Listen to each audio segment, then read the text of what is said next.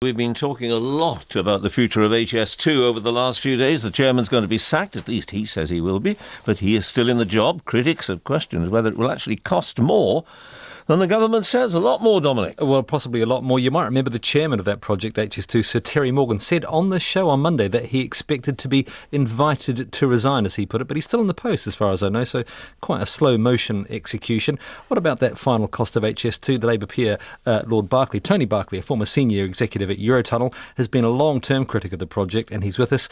Lord Berkeley, what do you think? Is there more bad news to come on the numbers from HS2, do you think?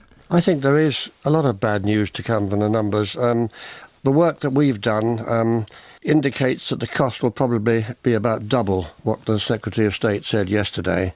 And I think that's really serious. When you get into a figure that's probably 100 billion for a high-speed line, the whole project, that's an awful lot of money. Because that number was also used on the show yesterday by Michael Byng, the consultant, and you might have heard Chris Grading, the Transport Secretary, came on not long afterwards and said he didn't think that Michael Byng was serious, that his numbers should not be treated seriously. What do you think about that? Well, he's one of the best and most respected railway cost engineers in the country. So you believe him? I absolutely believe him, and we gave evidence to the Select Committee on the Phase 1 bill on the costs of Euston Station, which we thought were much too low, and the government never challenged Michael's figures. They could have done, but they didn't. So you think actually they might say one thing, but the track record shows that they do have to take them seriously? Well, yes, and the record to date is that the land purchase, which is one of the first things, is a complete mess, and it's probably going to come out about double what was allowed in the budget. The argument, the bigger argument, is that actually quibbling about the cost is neither here nor there. We just need high-speed rail in the UK. We need more capacity, so we should do a project,